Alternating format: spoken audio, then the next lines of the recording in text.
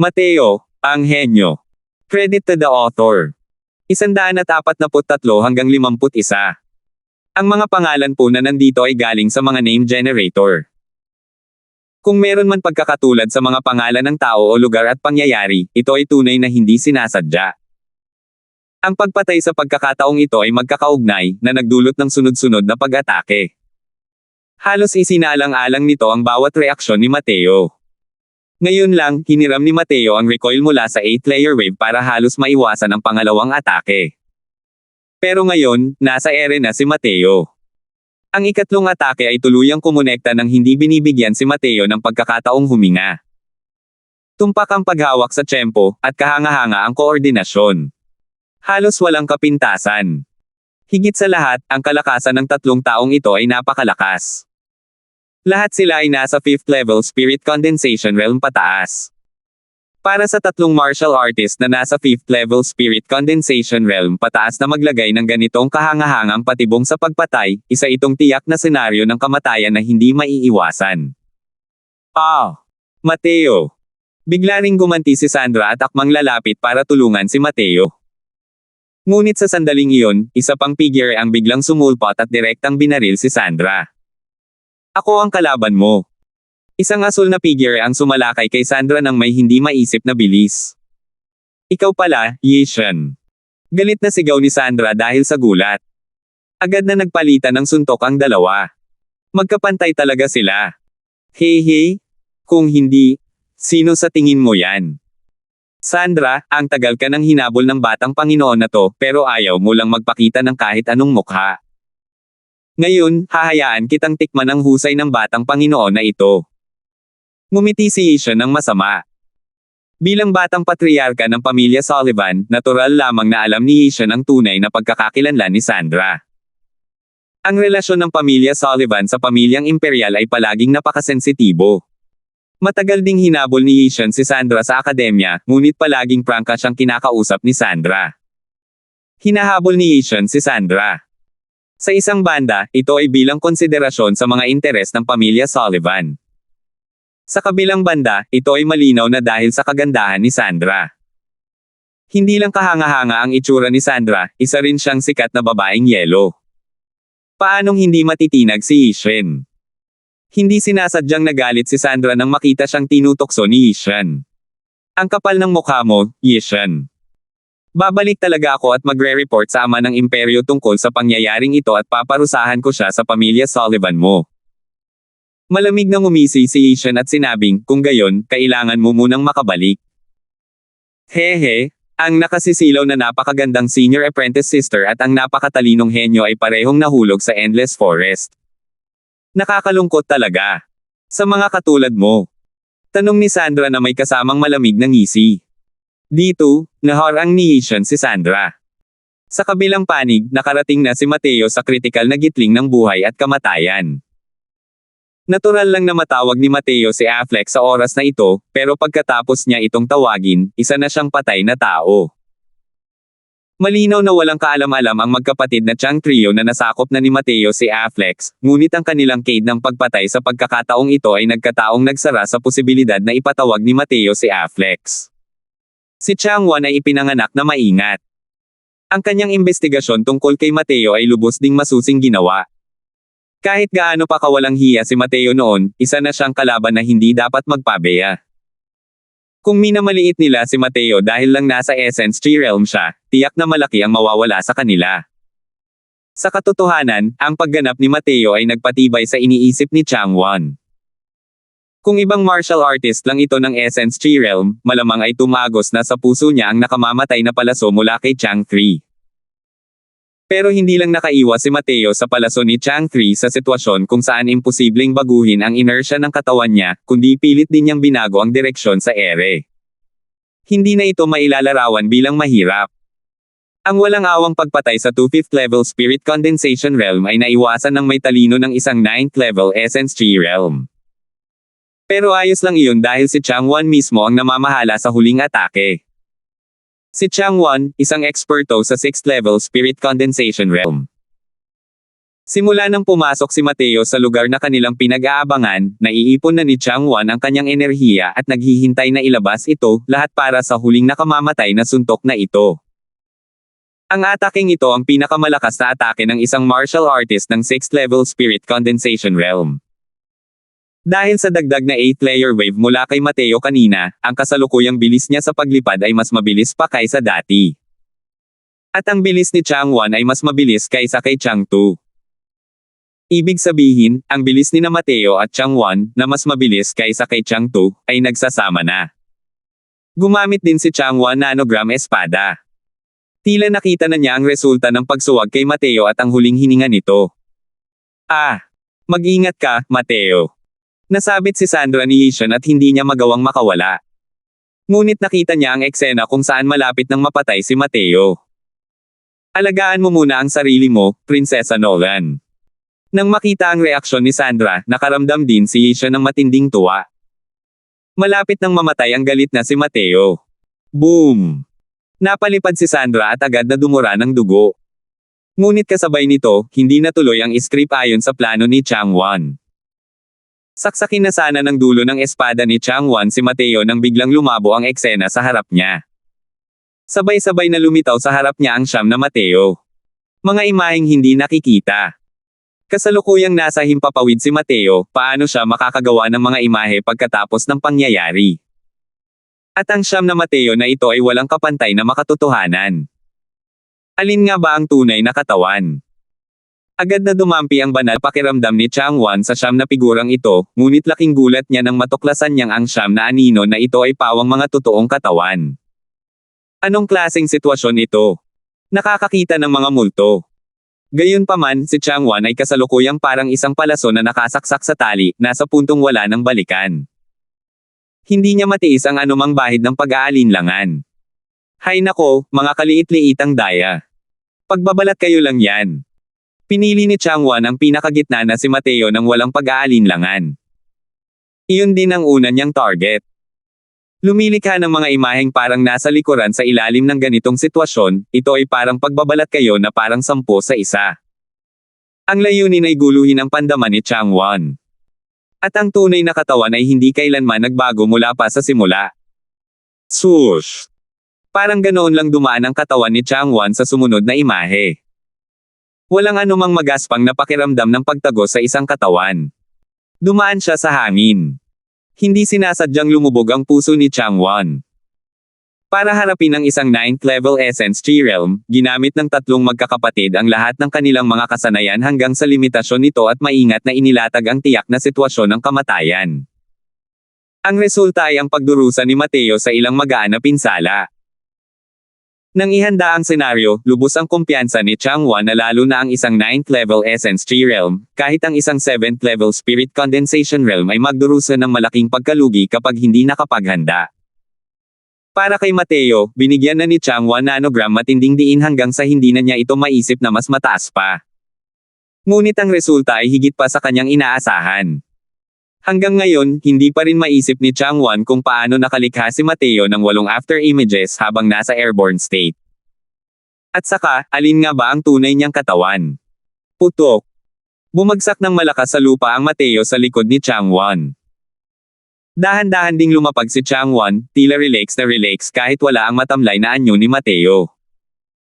Tumayo si Mateo at pinunasan ang mga dumi sa kanyang katawan at mahinahong sinabi, kailangan ko talagang magpasalamat sa inyong tatlo. Kung wala kayo, natatakot ako na hindi matatapos ng ganito kabilis ang aking 9 sword stance. Sa hangganan ng nalalapit na panganib, nanatiling kalmado si Mateo at agad na pumasok sa estado ng puso na parang tubig na walang galaw. Sa ganoong sitwasyon ngayon lang, habang lalo siyang natataranta, masigurado siyang mamamatay siya. Naunawaan ni Mateo na para maiwasan ang ataking ito, magagamit lamang niya ang teknik sa paggalaw ng 9 sword stance. Ngunit hindi kumpleto ang kanyang 9 sword stance. Tiyak na may sapat na lakas para maisigawa ang teknik ng paggalaw, ngunit kasalukuyan siyang nakalutang sa ere. Sa panahon ng krisis, umaasa sa puso na parang tubig na walang galaw, pinasigla ni Mateo ang kanyang potensyal sa pinakamataas na antas at sa wakas ay natapos ang 9 sword stance. 144. Samantala, nagtipon ang magkapatid na Chang. Hindi gaanong maganda ang hitsura ng kutis ng tatlo. Nang marinig ang kahulugan ng mga salita ni Mateo, ang kanilang maingat na dinisenyong senaryo ng pagpatay ay nakatulong pa nga kay Mateo para magkaroon ng tagumpay. Napakalalim ng movement technique na iyon lang. Kahit si Changwon, ang 6th level spirit condensation realm, ay hindi talaga kayang makilala kung alin ang tunay na katawan. Mateo, hindi ka naman sapat na inosente para isipin na ligtas kang makaka-atres pagkatapos mong maiwasan ang ating pagtambang, di ba?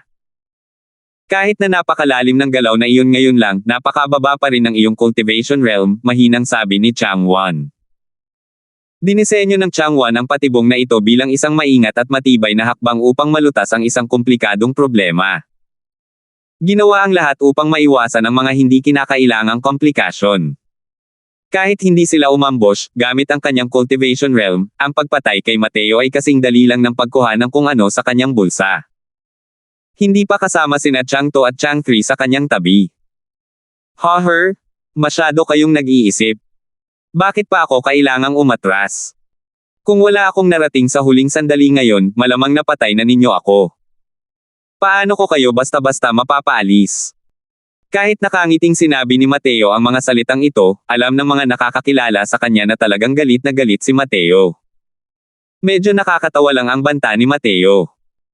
Isang baguhan sa 9th level Essence Tree Realm ang talagang nagbabanta sa tatlong eksperto sa 5th level Spirit Condensation Realm pataas. Kahit anong tingin nila, parang katigasan lang talaga ng ulo. Nang matapos magsalita si Mateo, hindi sinasadyang nagpalitan ng tingin ang Chang Trio Brothers. Iniisip nila kung may problema ba sa utak si Mateo. Dahil sa kanilang pagkakaintindi kay Mateo, kahit na maaaring napakawalang pigil ni Mateo, hindi siya kailanman gumawa ng isang bagay na wala siyang tiwala. Gayunpaman, tila hindi siya pinapayagan ng kasalukuyang sitwasyon na maging mapang-api. Hindi naman siguro inosenteng isipin ni Mateo na kapantay niya silang tatlo, di ba? Mateo, sa tingin ko ay hindi mo pa nililinaw ang sitwasyon, di ba? Medyo naguguluhang tanong ni Changwon. Siyempre, naiintindihan ko ang sitwasyon. Kayong tatlo ay mga alipors ng pamilya Sullivan, di ba? Natanggap niyo ba ang utos ng matandang asong si Luban na pumunta at patayin ako, di ba? Hindi. Malamig na nakangising sabi ni Mateo. Malinaw na narinig ni Changwon ang kapangyarihan ng kahusayan ni Mateo sa pagsasalita, kaya hindi na niya ito pinlanong makipagtalo pa. Tumanggaw siya at sinabing, nagkakamali ka. Hindi kami inutusan ni Elder Sullivan na pumunta rito. Nasa ilalim kami ng utos ng pinuno ng pamilya na pumunta rito at patayin kayo. Labis na nagulat si Mateo. Padre ng pamilya. Matandang lalaki ni Yishen. Aba, pareho lang. Mukhang kailangan ko talagang bigyan ng magandang regalo ang pamilya Sullivan pagbalik ko. Kung hindi, iisipin talaga nilang mabait ang batang Panginoong ito. Medyo nalitaw si Changwon. Bagamat dumaan siya sa malalimang investigasyon kay Mateo bago ang gawaing ito ang unang beses na nakilala niya si Mateo. Ngayon lang niya natuklasan na ang personalidad ni Mateo ay ibang-iba sa pagkakaintindi niya. Sa kanyang impresyon, kalmado at matatag si Mateo, tila ba pabaya, ngunit itinatatag niya ang kanyang sarili sa bawat hakbang. Pero ngayon, si Mateo ay malinaw na isang hindi maintindihang walang kwentang tao mula sa isang mayamang pamilya. Hindi niya lubos na maintindihan ang sitwasyon. Kung hindi lang dahil sa napakagandang pagganap ni Mateo ngayon, baka isipin pa ni Changwon na tanga si Mateo. Nang matarante si Changwon, itinuro ni Mateo ang ilong niya at pinagalitan, "Hoy, nahihiya pa ba kayong tatlo? Isang 6th level Spirit Condensation Realm, dalawang 5th level Spirit Condensation Realm, ang pumunta para patayin ako pero hindi ninyo ito ginawa ng hayagan. Sa halip, gumamit kayo ng ganitong uri ng palihim na taktika sa pag-atake. Tunay nga, ang tipo ng master na mayroon kayo ay magkakaroon ng parehong uri ng mga alipors. Si Luban na matandang aso ay napakasama rin at mahilig sa palihim na pag-atake sa iba. Talagang pareho lang kayong lahat." Pinagalitan ni Mateo si Changwon hanggang sa siya ay natulala.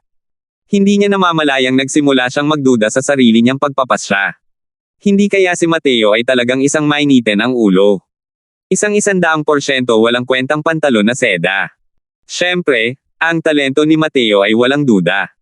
Isa siyang walang kapantay na henyo. Kahit ang batang patriarka, si Yishan, ay kailangang aminin ang pagkatalo. Bukod dito, si Mateo ba talaga ay isang padalos-dalos na tao? Nagkataon lang ba ang mga ginawa niya noong nasa Central Academy pa siya? Tinapos ni Mateo ang pagsaway sa magkapatid na Chang at humarap kay Yishan. Nagsimula siyang magmura, "Yishan, apo ka ng pagong. Puro babae ang alam mong apihin. Kung may kakayahan ka, halika at harapin mo itong munting Panginoon. Walang gulong na tao.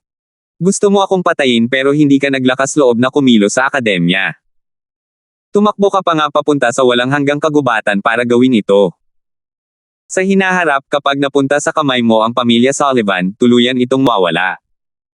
Nako, hindi na magtatagal ang pamilya Sullivan. Kapag bumalik ako, bubugbugin ko ang pamilya Sullivan hanggang sa hindi na nila maiangat ang kanilang mga ulo." Kasalukuyang nasa mainit na labanan si Yishan kay Sandra nang bigla niyang marinig ang pagmumura ni Mateo at hindi niya napigil ang mag-alab sa galit matapos itong marinig.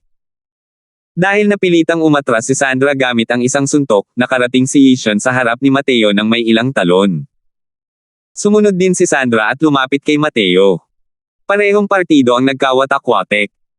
Casual na kumuha si Mateo ng gamot at inihagis ito kay Sandra. Pagkatapos ay nakangiti niyang sinabi, "Nahihirapan ka, Senior Apprentice Sister Nolan. Kainin mo na. Hindi mo na kailangang isipin ang ganitong maliliit na pinsala." Inabot ni Sandra ang gamot ngunit yumuko siya. Alam niyang alam na ni Mateo ang kanyang pagkakakilanlan, kaya medyo nakakailang ito. "Huwag kang maging mayabang, Mateo. Kahit na naiwasan mo ang pananambang ng Chang Brothers, sa tingin mo ba ay makakalabas ka pa rin sa Endless Forest ngayon?" Hindi nagustuhan ni Yishan ang mahinahong anyo ni Mateo. Hindi ba dapat magpanik ang kasalukuyang si Mateo? Tinitigan ni Mateo si Yishan at nakangiting sinabi, "Wala akong planong umalis sa Endless Forest. Mabuti naman at alam mo. Ang Endless Forest ay napakasaya. Plano ko pa ring maglaro ng ilang araw pa. Kung tungkol naman sa kung makakaalis kayo o hindi, hindi ko iyon magagarantiya. Sira ba ang utak mo, Mateo? Hindi mo ba masabi kung anong klaseng sitwasyon ang kinalagyan ninyong dalawa ngayon? Ngayon ko lang narinig na gusto mong mag-away ng mag-isa, di ba?" Tinitigan ni Yishan si Mateo na parang tanga.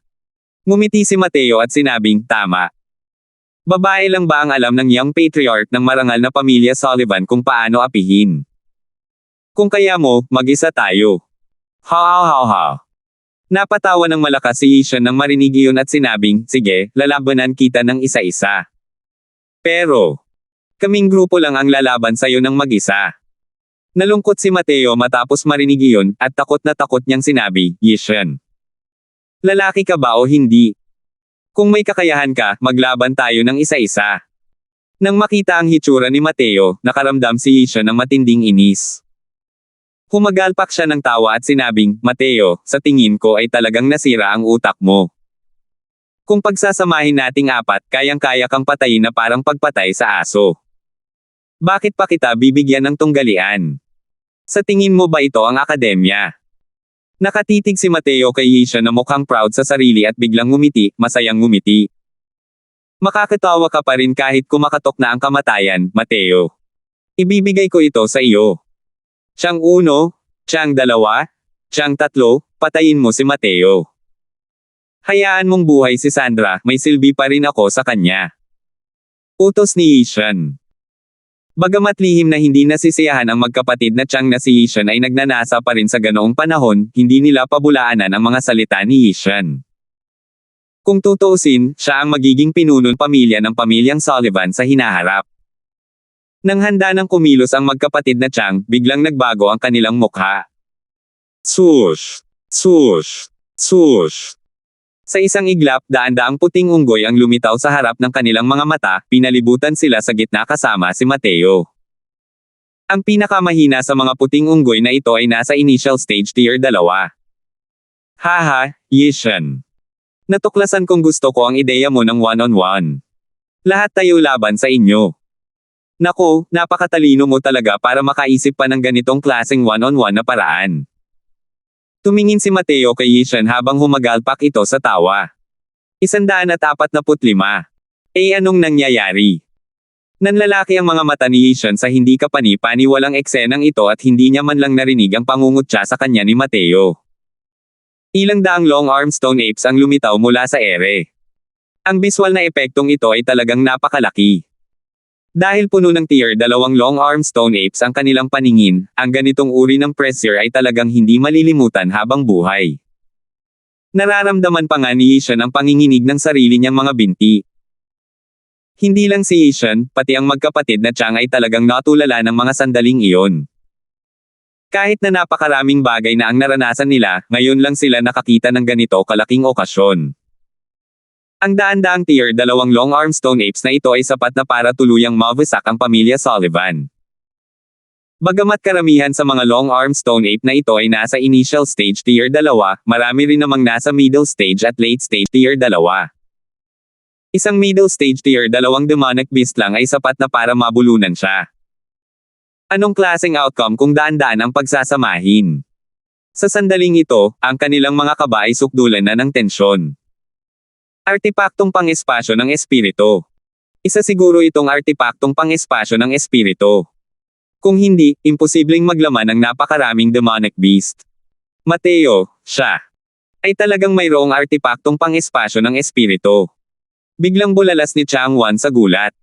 Spatial Spirit Artifact. Paano nangyari iyon? Kahit na nasa harap na niya ang katotohanan, pakiramdam pa rin ni Ishan ay hindi ito makatotohanan. Tama. Isa nga itong artifact ng Spatial Spirit. Hindi ko inakalang magkakaroon ka ng ganitong kaalaman, napakalaki ng figure. Gayunpaman, nasaktan mo ang young master na ito. Ito ang pinakakalokohang bagay na nagawa mo sa buong buhay mo. Kahit ilang maikling paghinga lang ito ng palitan ng salita, nahal ata ni Mateo na sa 4 na taong ito, si Changwan ang nagsilbing karakter na nasa sentro ng utak. Dahil sa personalidad ni Ishan, imposibleng maglagay ng ganito kadetalyadong patibong para hintayang mapunta ang kuneho dito. Ang lubos na lakas nilang 4 ay mas malakas kaysa sa 2 ni Mateo. Hindi na kailangang maging maingat ng ganito. Ang huling suntok na iyon mula kay Changwan ay kahanga-hanga. Sa katunayan, isa itong walang kapintasang suntok. Tunay na nakarating si Mateo sa hangganan ng buhay at kamatayan ng panahong iyon. Kung hindi dahil sa kanyang nanatiling kalmado sa huling oras ng panganib at nakalusot sa huling sandali, isa na sana siyang bangkay ngayon. Mula rito, makikita ng isa na ang Changwan na ito ay talagang isang napakasamang karakter na pakitunguhan. Pero nakalulungkot, ang kalaban niya ay si Mateo. Isa siyang batang Panginoon na tiyak na maghihiganti sa anumang hinaing, hindi isang matandang mabait na gumaganti ng mabuti sa masama. Hindi ito pinabulaanan ni Changwan sa mga sinabi ni Mateo, dahil alam niyang totoo ang sinabi ni Mateo. Ang pinakatangang bagay na nagawa niya, ni Changwan, sa buong buhay niya ay ang masaktan si Mateo. Natural na malinaw kay Changwan ang mga kilos ni Mateo sa Central Academy at alam niya ang personalidad nito na maghiganti kahit sa pinakamaliit na hinanakit. Kaya naman, binaliwala niya ang paghingi ng awa. Labanan ninyo, mga kapatid. Huwag pansinin ang mga demonyong halimaw na iyon at patayin ninyo ng direkta si Mateo.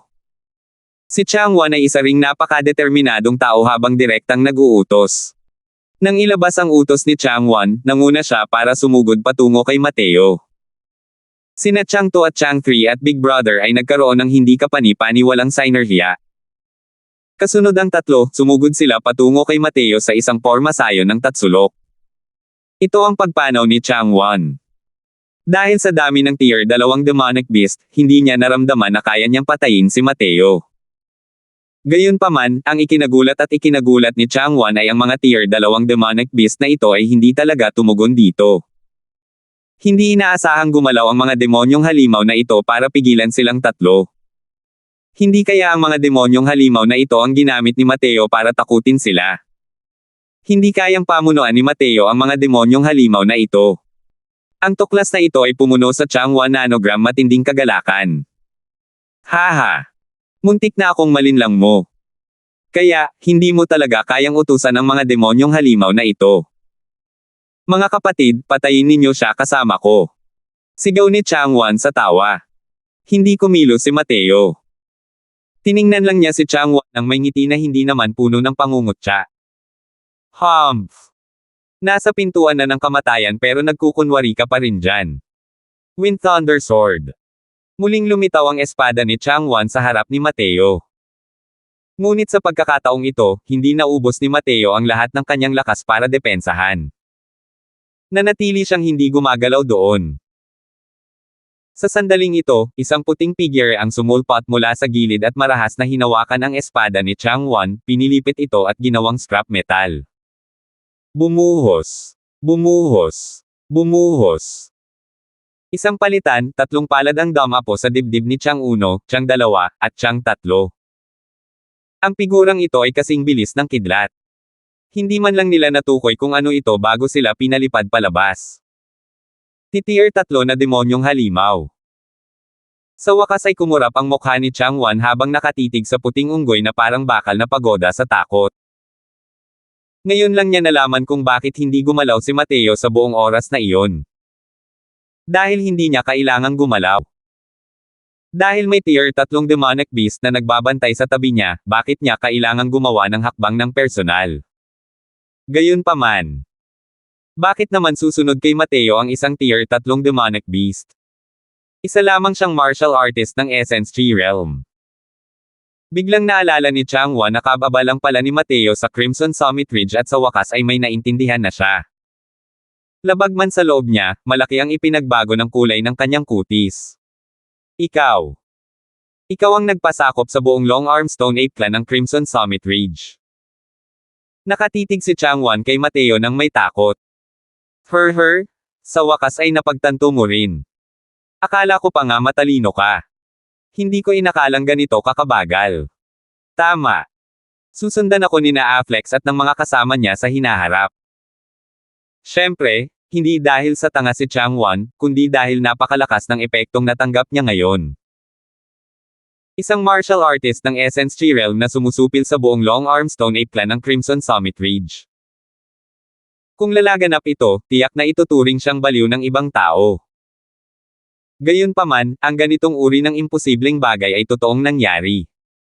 Paano ito naging posible? Ang hari ng mga unggoy ay isang tier 3 demonic beast. Bakit siya kusang loob na susunod sa iyo? Isa pa, ang mga tao at demonic beast ay may hadlang sa wika. Paano mo siya mapapapasuko? Nag-aatubiling tanong ni Changwon. Sa tingin mo ba kailangan kong sagutin ang tanong mo? Tanong ni Mateo nang may malamig na ngiti. Nagtanong lamang si Changwon dahil sa nag-aalab na kawalan ng katiyakan sa kanyang puso. Sa totoo lang, hindi niya inaasahan na sasagutin siya ni Mateo. Bumantong hininga si Changwon at pumikit ng masakit. Huminga siya ng malalim at sinabing, "Hay nako, ang pagsalakay sa inyo ng pamilya Sullivan ang pinakamalaking kabiguan ng pamilya Sullivan. Marahil ay tuluyang maglaho ang pamilya Sullivan sa pinangyarihan ng estado ng Novaria dahil dito." Sige na.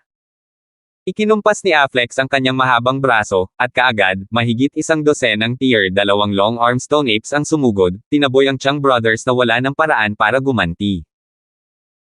Hindi nagtagal, may narinig akong nakakakilabot na mga sigaw mula sa malayo, na nagpakiliti sa anit ng mga nakarinig. Ang mga Long Arm Stone Ape ay orihinal na mababangges at hindi maaamo. Palagi nilang pinapatay ang sinumang martial artist na kanilang nakikita. Tanging si Mateo lamang na nakakaalam ng pangkalahatang wika ng halimaw ang maaaring makipag-usap kay Afflex na siyang nagpapagana ng kanyang espiritual na karunungan. Kung hindi, ang kanilang kinalabasan ay hindi magiging mas mahusay kaysa sa Chang Brothers. Bawat isa sa mga kaawa-awang sigaw ay dumaan sa tainga ni Yishan, paulit-ulit na tumatama sa kanyang isipan. Lubos na nitong giniba ang kanyang depensa sa pag-iisip. Bigla na lang nagising si Yishan matapos dahan-daang maglakad si Mateo palapit sa kanya. Umatras siya ng walang tigil hanggang sa nabangga niya ang isang Long Arm Stone Ape bago tumalon sa takot at mabilis na umiwas. Mateo, mali ako, karapat-dapat ako sa kamatayan. Karapat-dapat ako sa kamatayan. Nagmamakaawa ako sa iyo, huwag mo akong patayin. Lahat ng ito ay dahil pinilit ako ni Luban na matandang iyon. Lahat ng ito ay dahil pinilit niya ako. Hindi na nakatiis si Yishan at inihampas ang kanyang mga tuhod sa lupa habang nagmamakaawa siya sa pamamagitan ng pagsigaw ng paos. 146. Tiningnan ni Mateo si Ishan na nakaluhod sa lupa at may tumutulo na sipon mula sa kanyang ilong at nakangiting sinabi, hindi ko rin sinabing papatayin kita, young Master Sullivan. Tingnan mo kung gaano katakot. Para ng ibong nagulat si Ishan sa tunog ng tali ng pana ngayon. Hindi na kontrolado ng utak niya ang mga nangyayari. Nang marinig niyang may balak si Mateo na palayain siya, bigla siyang natuwa at sinabing, totoo ka ba? Pwede na ba akong umalis? Siyempre hindi ka makakapunta. Lahat ng sekreto ko ay nakita mo na. Kung aalis ka at ipagkakalat sa labas na mayroon akong special spirit artifact, hindi ba ako mamamatay ng walang libingan? Sa sobrang takot ni Ishan ay nanghina ang kanyang mga binti. Ang balak talaga ni Mateo ay patayin siya. Huwag kang mag-alala, kaya kung sumumpa ng isang heavenly Dao oath na hindi ko talaga ipagkakalat ang mga bagay na nakita ko ngayon. Itinaas ni Ishan ang kanyang kamay at mukhang manunumpa na talaga siya ng isang heavenly Dao oath. Ikinumpas ni Mateo ang kanyang kamay at sinabing, hindi na kailangan yan, Ishan. Bibigyan kita ng pagkakataon. Isang pagkakataong lumaban ng mag-isa. Pagkatapos mo akong mapatay, maaari ka nang umalis sa lugar na ito. Natigilan si Ishan at mabilis na bumalik sa kanyang pag-iyak at sinabing, iyang Master Crosswell, dakilang bayani Crosswell, alam ko pong mali ako. Hindi ko dapat kayo tinutulan. Hindi ko dapat dinala ang mga tao sa Endless Forest para pumunta at patayin kayo. Hindi rin inaasahan ni Mateo na si Ishan ay magiging ganito kawalang muwang. Ang karaniwang mayabang na tindig ay nawala na. Sa oras na ito, para siyang isang kasuklam-suklam na tao na walang anumang kahihiyan. Minsan, ganoon talaga ang mga tao. Kung hindi nararating ang huling sugpo ng buhay at kamatayan, hindi kailanman makikita ang tunay na pagkatao ng isang tao. Ang mga taong karaniwang mukhang napakataas ay magiging walang kahihiyang hamak kapag nahaharap sa kamatayan, habang ang mga karaniwang mukhang namumuhay ng maalay at may maling pag-uugali ay mananatiling walang kapantay na hindi nababahala sa harap ng kamatayan. Maraming mga kaugalian sa pamumuhay noon. Napakalinaw na si Ishan ay kabilang sa una. Kung aatake si Mateo gamit ang mga long arm stone ape, maaaring magpumiglas pa rin si Ishan. Ngunit pinalibutan siya ni Mateo at hindi pa siya pinatay. Gayon din, dahil sa nakakatakot na paraan ng pagkamatay ng magkapatid na Chang bilang halimbawa, tuluyang gumuho ang isip ni Ishan. Biglang nalungkot si Mateo at seryosong sinabi, wala akong oras para mabiro sayo. Kung ayaw mo ng pagkakataong ito, pwede kitang patayin ngayon din. Ang kasalukuyang Ishan ay malinaw na isang taong sumusuko sa puwersa ngunit tumatanggi sa isang malumanay na paglapit. Nang magalit si Mateo, ang mga salita ay tumago sa isip ni Ishan. Pero. Nauutol na sabi ni Ishan. Pero hindi ako ang katapat mo, di ba? Nakangiting sabi ni Mateo. Yumuko si Ishan. Malinaw na palihim siyang sumang-ayon. Ngunit sa ganitong pagkakataon, hindi niya nagawang sabihin ang mga salitang ito. Hinihiling ng munting Panginoon na lumaban ng isa-isa, ibig sabihin ay isa-isa tayo. Hindi mo kailangang pagdudahan ito. Gayunpaman, ang isa-isa na nabanggit ko ay hindi pa ngayon. May mga kondisyon din para mabigyan ka ng pagkakataong ito. Nang marinig iyon ni Mateo, nagliwanag ang mga mata ni Ishan nang maramdaman niyang nahawakan na niya ang kanyang huling dayami na nagel iligtas buhay. Anong mga kondisyon? Hanggat kaya ko, susunod ako. Aba, pakiramdam ko ay halos nakonsolida na ang aking cultivation. Pagkatapos na makonsolida ang aking cultivation realm, maaari na akong makarating sa spirit condensation realm. Sa oras na iyon, magkakaroon tayo ng deathmatch. Pero bago iyon, para matulungan akong makonsolida ang aking cultivation realm, kakailanganin kitang pahirapan para bigyan ako ng mga galaw, sabi ni Mateo. Spirit condensation realm. Ang bilis. Natigilan si Ishan. Kakamiting lang ni Mateo sa pinakamataas na antas ng 9th level Essence Tree Realm kamakailan lang. Ngayon na ba siya makakarating sa Spirit Condensation Realm? Sino sa mga martial artist ang hindi nababalisa ng marating ang isang malaking larangan na parang tumatapak sa manipis na yelo? Noong panahong iyon, nang makalusot si Ishan sa Spirit Condensation Realm, naghanda siya para sa isang buong kalahating taon, hanggang sa siya ay lubos na nakatitiyak bago siya manggahas na gawin ang hakbang na ito. At sa oras na iyon, si Ishan ay nasa half-step Spirit Condensation Realm na. Malinaw na nasa peak 9 level Essence Tree Realm pa lang si Mateo ngayon. Maaari kayang gusto niyang direktang makarating sa Spirit Condensation Realm. Hindi ba't masyadong eksaherado ito? Sa estado ng Novaria, ang pagpasok sa Spirit Condensation Realm ay kailangang dumaan sa proseso ng kalahating hakbang na Spirit Condensation Realm. Ito ay isang bagay na alam ng lahat. Hindi pa kailanman naging sapat na hanggal ang sinuman para direktang makarating sa Spirit Condensation Realm. Hindi naman sa imposibleng direktang makalusot, kundi dahil napakababa ng success rate ng isang direktang paglusot. Napakababa kaya walang nang ahas na subukan ang hakbang na ito.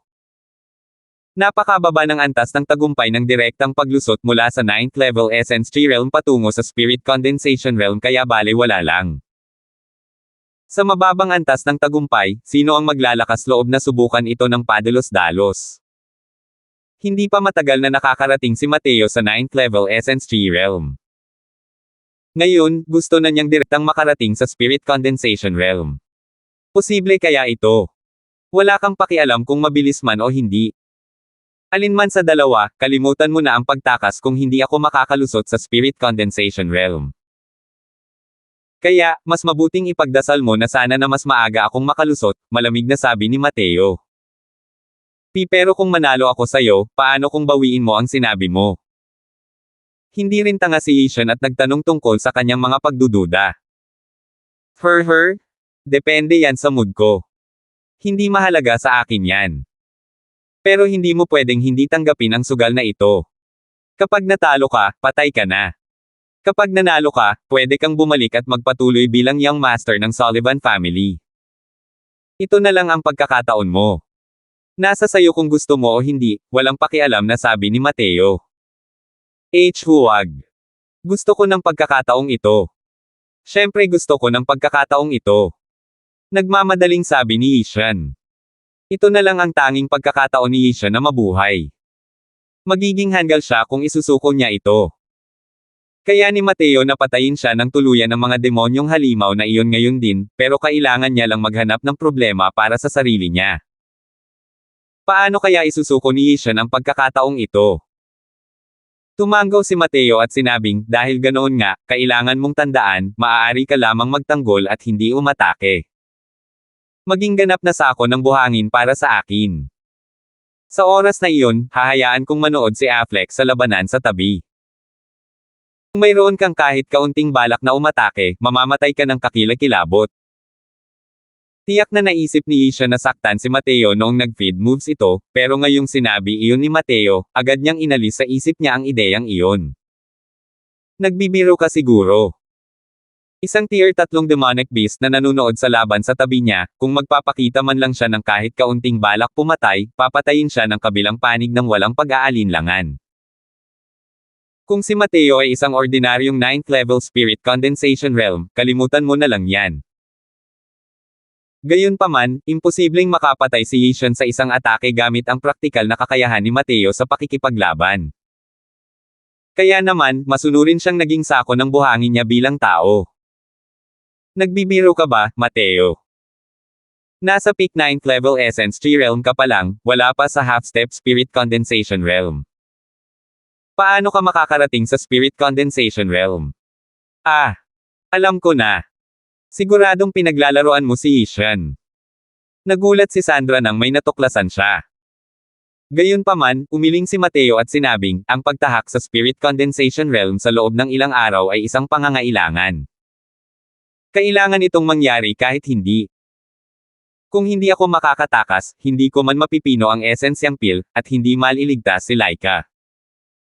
Kaya naman, kailangan kong makarating sa Spirit Condensation Realm kahit anong mangyari. Pero, hindi ka man lang kalahating hakbang na Spirit Condensation Realm. Anong klaseng kalokohan ang half-step Spirit Condensation Realm? Ang Essence Tree Realm patungo sa Spirit Condensation Realm ay dapat gawin sa isang iglap lang. Kayong mga taong naghihiwalay nito sa half-step spirit condensation realm at spirit condensation realm ay sinisira ang inyong mga pundasyon, na ginagawang hindi matatag ang pundasyon ng spirit condensation realm. Nang mabanggit ang half-step spirit condensation realm, napuno ng paghamak ang mukha ni Mateo. Pero, lahat ay nakakaapekto sa spirit condensation realm mula sa kalahating hakbang na spirit condensation realm. Maaari bang magkamali ang lahat? Tumanggi si Sandra na tanggapin ito. Sumagot si Mateo ng isang tanong pagkatapos marinig iyon, mas kahanga-hanga ba ang lahat ng sinasabi mong iyon kaysa sa aking Panginoon kung pagsasama-samahin? Sabi ng aking Panginoon, magaling daw itong direktang makalusot. Sa tingin mo ba ay sasaktan niya ako? Walang maitutol si Sandra. 147. Ugong. Isang wave ng ikawalong layer mula kay Mateo ang madaling napigilan ni Yishan. Isa na namang absolute yang finger mula kay Mateo ang sumugod kay Yishan ng may kakaibang lakas at di mapapantayang lakas, ngunit muli niya itong naipagtanggol. Gayunpaman, hindi nawala ng sigla si Mateo. Sa katunayan, mas lalo siyang natuwa habang lumalaban.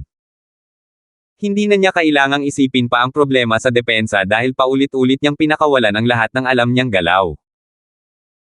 Bagamat hindi naman kalakihan ang banta kay Yishan, ang kabilang panig ay mukhang gaskosan. Ang atake ni Mateo ay hindi isang bagay na kayang ilabas ng karaniwang 9th level Essence Tree Realm. Kahit hindi niya gamitin ang kanyang pinakamalakas na trump card, ang 9 Sword Stance, ang kanyang mga atake ay maaaring magdulot ng malaking pinsala sa mga martial artist ng 2nd level Spirit Condensation Realm.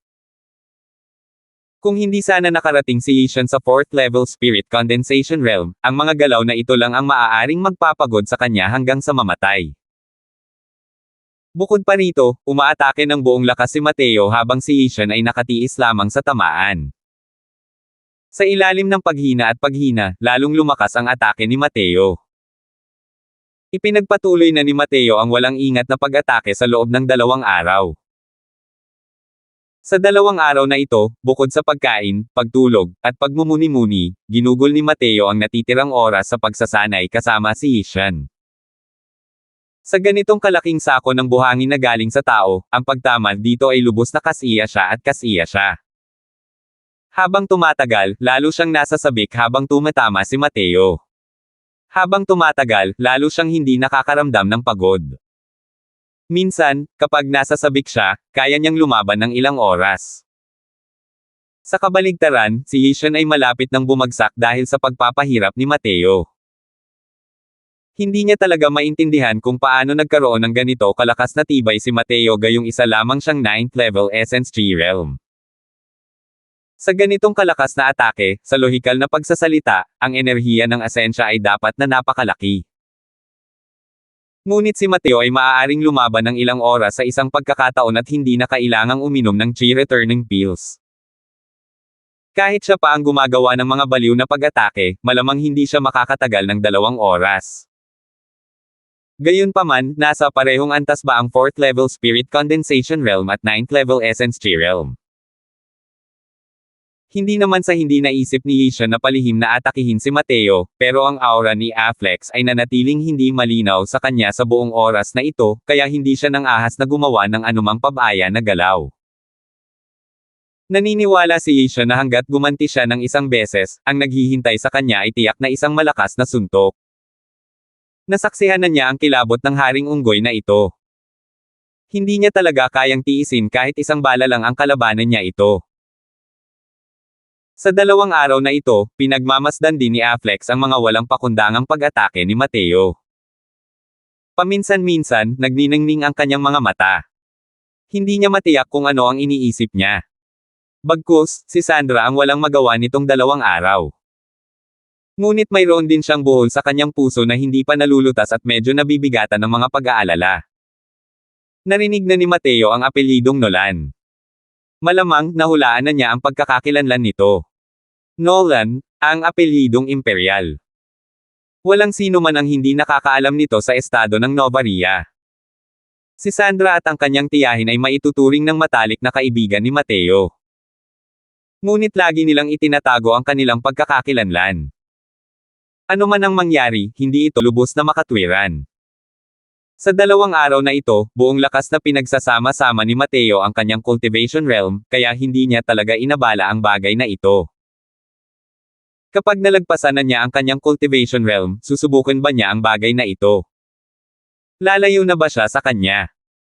Nagsimulang maging medyo balisa si Sandra tungkol sa kanyang mga panalo at pagkalugi. Pagkatapos ng isa pang araw, patuloy na inilabas ni Mateo ang kanyang walang pakundangang pag-atake kay Yishan gaya ng dati. Biglang itinigil ni Mateo ang kanyang mga pag-atake at umupo nang nakakross ang mga paa. Pinaikit ni Afflex ang kanyang mga mata at tila may nahulaan. Gumalaw ang kanyang katawan, at agad siyang lumitaw sa pagitan ni Mateo at Yishan, na naghiwalay sa kanilang dalawa. Tila may nahulaan din si Yishan at alam niyang imposibleng bigyan siya ni Afflex ng pagkakataong makalapit kay Mateo. Kaya naman, matinong lumayo siya sa mga gilid at nagnilay-nilay ng mag-isa. Gusto ni Mateo na magtagumpay, at kailangan din ni Yishan na gumaling. Kahit hindi niya naramdaman na direktang makakarating si Mateo sa Spirit Condensation Realm, mas makabubuti pa rin na maghanda para sa lahat. Anong klaseng biro ito? Direktang nakakarating ang 9th level Essence Tree Realm sa Spirit Condensation Realm. Kahit ang matandang lalaki niya ay hindi nang ahas na gawin iyon noon. Hindi lamang ang kanyang ama na si Sullivan Yulin, kundi pati na rin sina Lord Dean, Dominic, Gavin, ang mga kilalang eksperto sa Crystal Formation Realm, sino sa kanila ang hindi isang walang kapantay na talento noon. Pero wala ni isa sa nila ang nang-ahas na direktang makarating sa Spirit Condensation Realm noong sila ay nasa 9th level Essence Tree Realm. Anong klaseng biro ito? Ang paglipat mula sa half-step Spirit Condensation Realm ang paraan upang maapektuhan ang Spirit Condensation Realm na natalo ng hindi mabilang na mga ninuno. Nais ba ni Mateo na hamanin ang hindi mabilang na mga ninuno gamit ang sarili niyang lakas? Kahit ang isang henyo tulad ni Yishan ay naghanda para sa kalahating taon. Noong panahong iyon, nang makaabot si Sandra sa Spirit Condensation Realm, ang oras na pinaghandaan niya ay medyo mas maikli kaysa kay Yishan, ngunit mayroon pa ring 4 hanggang 5 buwan. Gayunpaman, hindi gumawa ng anumang paghahanda si Mateo. Gumamit lamang siya ng ilang araw upang pagtibayin ang kanyang cultivation realm at pagkatapos ay direktang sinimula ng isang breakthrough. Kung magtagumpay siya, ano pa nga ba ang maituturing nilang mga tinaguriang henyo? Nakita ni Sandra na naghahanda na si Mateo para sa isang breakthrough at agad din siyang kinabahan. Kahit na sinabi ito ni Mateo na parang may kumpiyansa siya, ang ganitong uri ng bagay tulad ng paghamon sa mga limitasyong alam ng mga martial artist ay nakakapagpaalala pa rin kay Sandra. Hindi maaaring makapasok sa isang pangunahing kaharian kung kailan mo gusto. Sa harap ng tagumpay sa Spirit Condensation Realm, walang sino man ang nang-ahas na maging pabaya. Dahil kung mabibigo ang pag-atake, magdudulot sila ng iba't ibang antas ng pinsala, at posibleng maharap pa sa panganib ng pagbaba ng cultivation. Bagamat maaari itong muling linangin, ang kahirapan kapag naapektuhan ang bottleneck sa susunod ay tataas ng malaki. Ito rin ang dahilan kung bakit lahat ng martial artist ay magiging lubhang maingat kapag nakakarating sa Spirit Condensation Realm. Kailangan mong magtagumpay, Mateo. Tahimik na naghiyawan si Sandra. Alam niya na kung hindi makakalusot si Mateo, tiyak na mamamatay si Laika. Kapag namatay si Laika, tiyak na magiging napakalaki ng dagok para kay Mateo. Ito ay isang bagay na ayaw makita ni Sandra. Nakaupo lang nang nakakross ang mga paa si Mateo ng isang oras, unti-unting nagiging matatag ang aura sa kanyang katawan. Biglang dumilat ang kanyang mga mata. Kumuha siya ng Spirit Surge Pill mula sa kanyang singsing para kainin, at sinabi kay Afflex, "Afflex, tulungan mo akong bantayan. Sisimulan ko na ang pag-atake. Bantayan mo ng mabuti si Yishan at huwag mo siyang hayaang makatakas. Maging panatag ka at magtagumpay, batang Panginoon." Nandito si Afflex para sa lahat, sagot ni Afflex. Tumanggaw si Mateo at muling pumikit. Hindi kalayuan, nasaksihan ni Yishan ang eksenang ito at lihim na nabahala sa kanyang puso. Kaya talagang makipag-usap ni Mateo sa demonyong halimaw na ito. Hindi nakakapagtaka na kaya niyang supulan ang tier 3 demonic beast na ito. Ang dami talagang sikreto sa katawan ni Mateo. Inayos ni Mateo ang kanyang kondisyon at inubos ang Spirit Surge Pill, at opisyal na niyang sinimulan ang pagtatangkang makalusot sa Spirit Condensation Realm. Bagamat pakiramdam ng mga nanunood ay punun walang kapantay na panganib ang pag-apekto ni Mateo sa Spirit Condensation Realm, para sa grupong sangkot, si Mateo, hindi naman talaga ito isang kamangha-manghang bagay. Ang kanyang pagkaunawa sa enerhiya ng asensya ng langit at lupa ay lubos na nalampasan ng sinumang tinatawag na eksperto sa estado ng Novaria. Ang pag-unawa ng mga eksperto sa Crystal Formation Realm tungkol sa enerhiya ng langit at lupa ay hindi man lang kayang magdala ng sapatos para kay Mateo. Para sa kanila, ang Spirit Condensation Realm ay isang napakalaking tagaytay. Para kay Mateo, ang Spirit Condensation Realm ay isa lamang maliit na pintuan. Iyon lang. Ang pagpasok ng Spirit Surge Pill sa kanyang tiyan ay parang paghagis ng isang maliit na bato sa ibabaw ng isang payapang lawa. Sinira nito ang orihinal na equilibrium state of essence energy sa loob ng katawan ni Mateo. Halos agad-agad, kumulo ang enerhiya ng asensya sa loob ng dantian ni Mateo. Woo! Woo! Isang buhawi ang nagsimulang umungol sa ilalim ni Mateo. Ang buhawi na ito ay patuloy na lumaki, lumalawak, at nagbubuga ng mga nalaglag na dahon. Ang bagyo ng enerhiya ng asensya. Nagsimula na. 148. Isang vortex na nabuo mula sa Essence Energy Tempest ang nagdulot ng isang marahas na buhawi, at ang bagyong ito ay lalong lumaki. Ang Endless Forest ay dating isang lupang mayaman sa enerhiya ng asensya.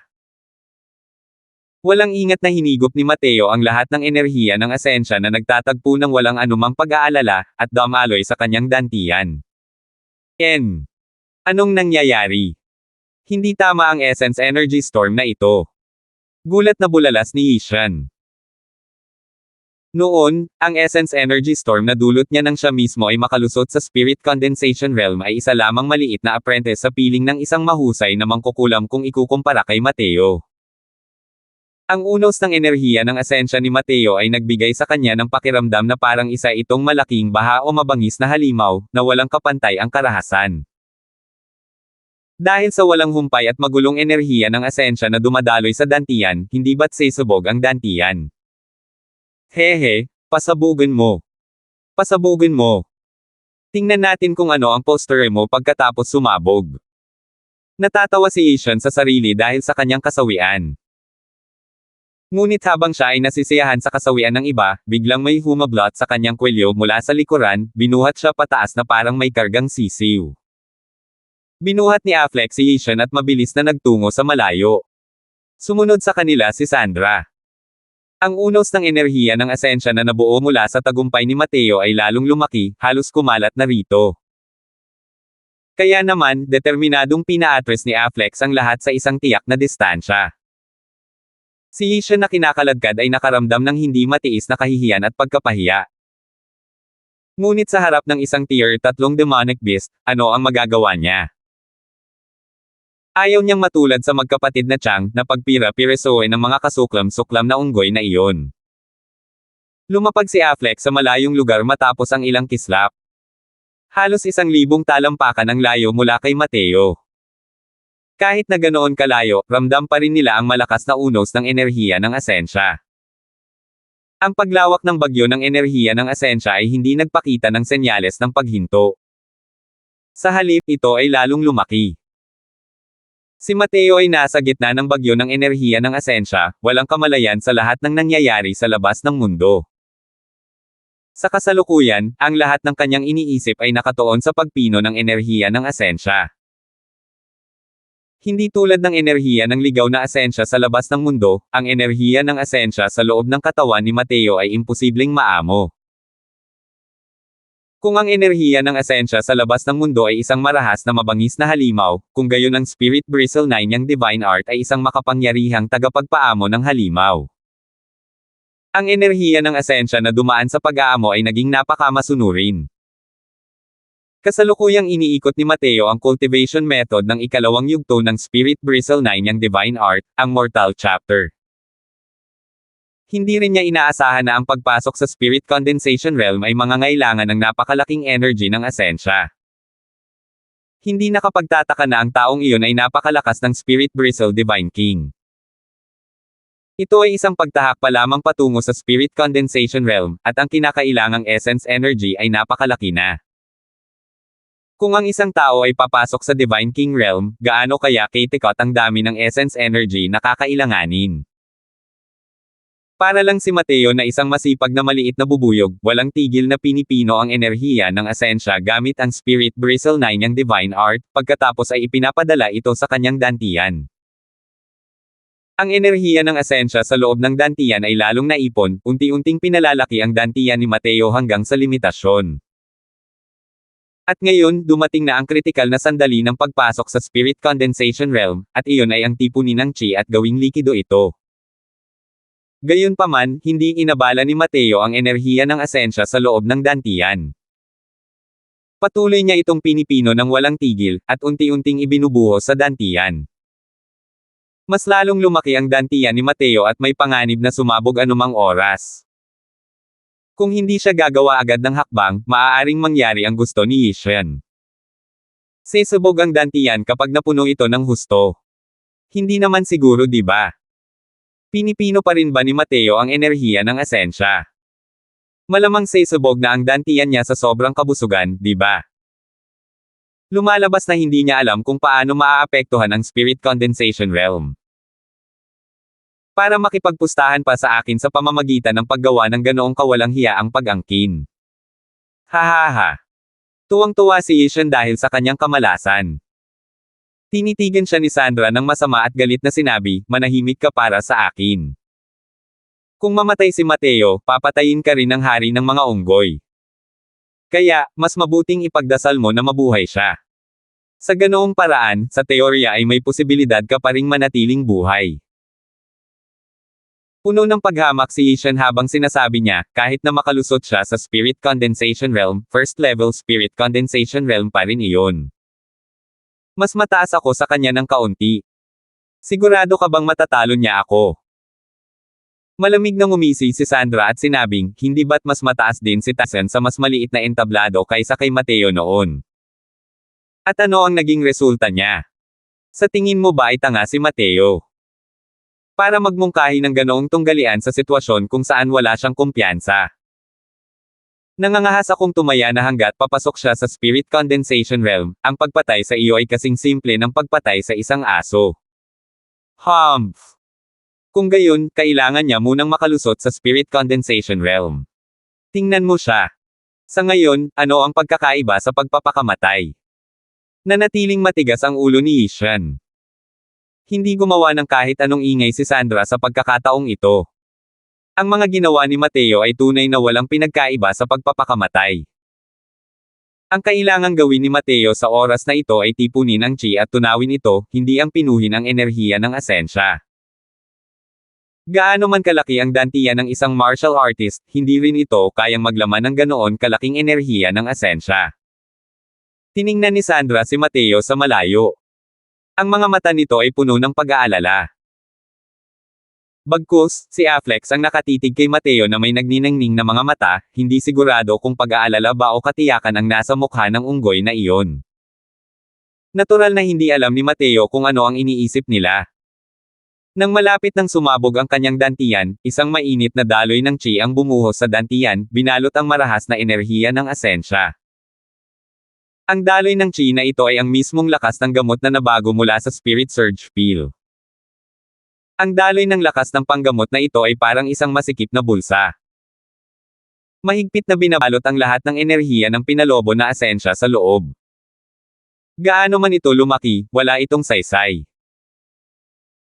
Sa tulong ng lakas ng pagpapagaling ng Spirit Surge Pill, mabilis na bumalik sa orihinal nitong laki ang dantian ni Mateo, habang ang bagong pinong enerhiya ng asensya ay nakompress ng lakas ng pagpapagaling. Sa wakas, ang enerhiya ng asensya sa loob ng katawan ni Mateo ay umabot sa saturation. Hindi niya maipagpatuloy ang pagpino ng enerhiya ng asensya, kaya sinimulan niyang paikliin ang natipon na chi sa likido ayon sa pamamaraan ng Spirit Bristle 9 niyang Divine Art. Sa sandaling umikot ang paraan ng paglilinang, ang enerhiya ng asensya sa loob ng dantian ay nagsimulang bumuo ng isang bagyo. Kasabay nito, ang nakapagpapagaling na lakas ng Spirit Surge Pill at ang enerhiya ng asensya na Pino ay nagsanib, na naging dahilan upang mas lumaki ang enerhiya ng asensya sa loob ng dantian ni Mateo. Ang Spirit Surge Pill ay naglalaman na ng napakalaking enerhiya ng essence upang tulungan ang mga martial artist na makarating sa Spirit Condensation Realm sa ilalim ng epekto ng iba pang mga halamang gamot. Hindi gaanong mahalaga para kay Mateo ang formula ng Spirit Surge Pill, ngunit maaari itong magdulot ng isang bagyo ng dugo sa estado ng Novaria. Ito ang pinakamahusay na supplementary medicinal pill na alam ni Mateo para atakehin ang Spirit Condensation Realm. Sa ilalim ng gabay ng Spirit Bristle 9 niyang Divine Art, ang bagyo sa loob ng dantian ni Mateo ay lalong lumiit, at lalong yumigting. Ang orihinal na walang anyo na enerhiya ng asensya ay naging isang malabong ambon sa loob ng kanyang dantian. Gayunpaman, ang ambon ay hindi matatag sa sandaling iyon at hindi patunay na bumubuo ng likidong estado ng enerhiya ng asensya. Ito rin ang pinakamahalagang sandali ng pagtitipon ng chi para matuno ito.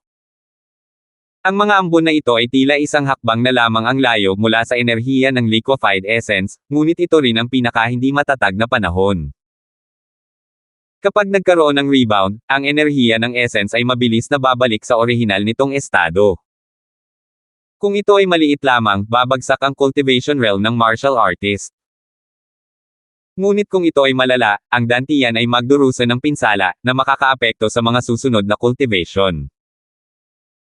Ang hindi kapani-paniwalang aspeto ng Spirit Bristle 9 niyang Divine Art ay ang pagiging walang kapantay ng kalupitan nito. Sa ganitong kalupit na batas ng cultivation, paano nito mabibigyan ng pagkakataon ang mga ambon na ito na makabawi? Sa ilalim ng matinding pang-aapi ng Spirit Bristle 9 niyang Divine Art, ang mga ambon na ito ay tuluyang naipon. Tumulo. Isang likidong enerhiya ng asensya ang tumulo pababa. Ang unang spirit liquid ay ganap ng nabuo. Gayunpaman, ito ay simula pa lamang. Tumulo. Tumulo. Bumagsak ang mga patak ng spirit liquid.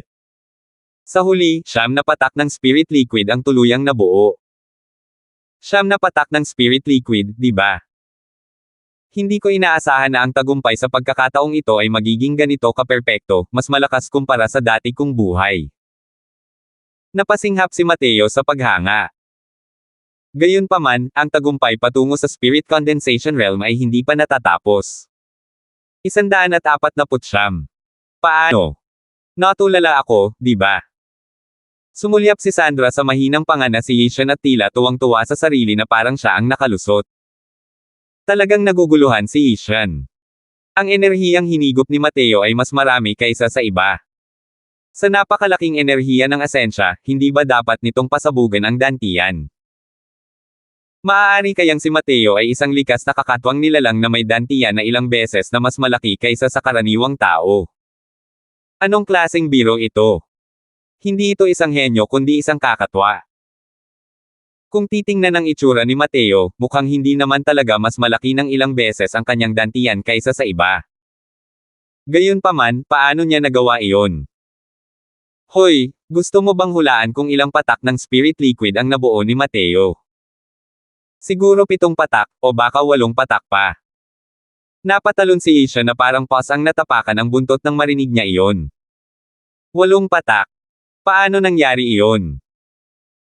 Kalimutan mo na ang ating estado ng Novaria, kahit sa buong sakop ng Tranquil Cloud Sect, ang kasalukuyang pinakamataas na record ay 6 na patak lamang. Gaano man kalaki si Mateo, 7 patak na ang pinakamataas na antas. Paano nangyaring 8 patak na iyon? Bakit hindi posible? Sabi mo imposibleng makalusot siya ng direkta sa Spirit Condensation Realm, pero ngayon, hindi ba't nakalusot siya? Isa pa, nakita mo rin ang Essence Energy Storm kanina lang. Mas malaki ito ng ilang beses kaysa noong nakalusot tayo. Nakakatakot Essence Energy Storm, hindi rin dapat kakaiba ang 8 patak na namuo, di ba? Siguro. Siguro na sayang lang ang malaking bahagi ng Essence Energy niya. Siguro nga. Gago. Ayaw mo pa ring tanggapin ang realidad hanggang ngayon. Hindi na siya maabala ni Sandra. Siyam ang kumakatawan sa tugatog ng mga numero. Bilang isang martial artist sa first level spirit condensation realm, ang pinakamalaki ay ang pag-condense ng siyam na patak ng spirit liquid. Sa proseso ng paglinang ng mga martial artist ng essence energy, ito rin ang proseso ng paggamit ng essence energy upang palakasin ang buong katawan. Masyado lang mahina at napakahirap matukoy ang mga epekto ng pagpapalakas para sa banal na kaluluwa. Ngunit ang bawat tagumpay sa isang pangunahing larangan ay magdudulot ng isang kwalitatibong paglukso sa mga tuntunin ng pagpapalakas ng katawan. Ang banal na kaluluwa ay susunod din at makakaranas ng isang kwalitatibong pagbabago na magreresulta sa isang minsanang pagbabago. Gayunpaman, kahit na matapos makalusot ang mga martial artists sa spirit condensation realm at makatanggap ng napakalaking tulong ang kanilang dantian, kaya pa rin itong tiisin ang siyam na patak ng spirit liquid. Ang anumang dagdag pa nito ay magreresulta lamang sa pagsabog ng dantian. Ang bawat isa sa siyam na patak ng spirit liquid na ito ay naglalaman ng napakalaking dami ng essence energy. Bawat patak ay halos kabuuan ng essence energy na nakalaan sa essence Chi realms. May isip ng isa kung gaano kalakas ang siyam na patak ng spirit liquid. Gayunpaman, para sa isang martial artist na makamit ang siyam na patak ng spirit liquid kapag nakarating sa spirit condensation realm, mailalarawan lamang ito gamit ang mga salitang ito, kasing hirap ng pag-akyat sa langit. Ang karamihan sa mga martial artist ng spirit condensation realm ay nakapagpatak ng 1 hanggang 3 patak.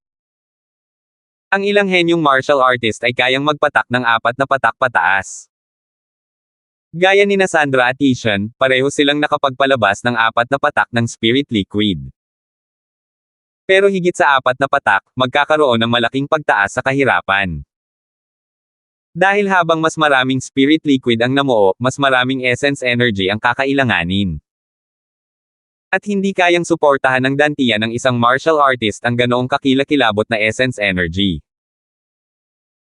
Ang dahilan kung bakit napigilan ni Terry ang lahat gamit ang kanyang third level spirit condensation realm cultivation ay dahil nakapagpa-condensate siya ng 5 patak ng spirit liquid.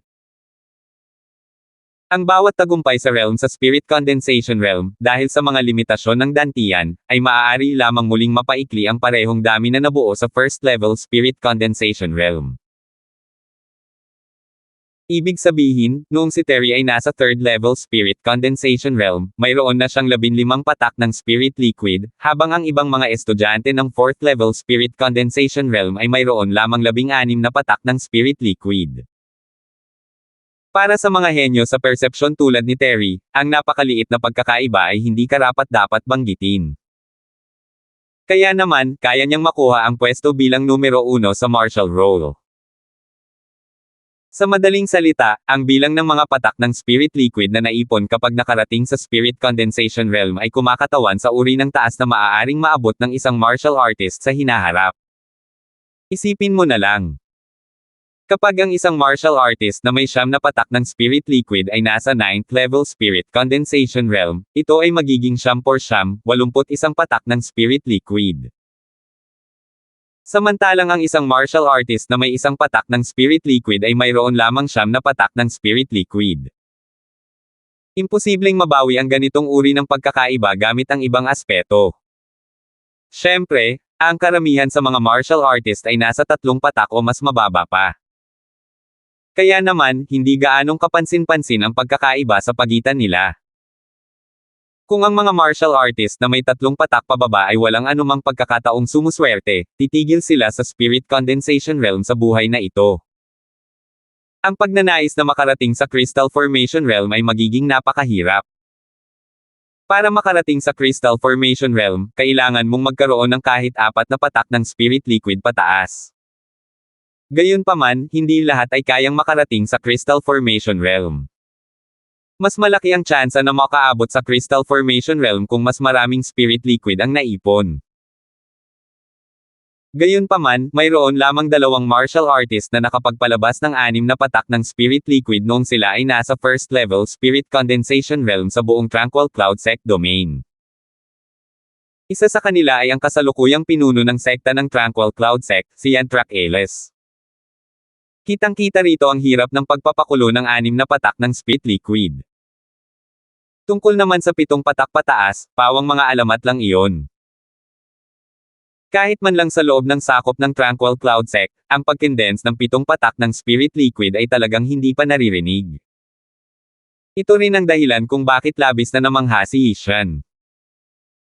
Kahit hindi siya makapaniwalang kayang magpakulo ni Mateo ng 8 patak ng spirit liquid, hindi niya mapabulaanan ang katotohanang nakapagpakulo si Mateo ng 7 patak ng spirit liquid.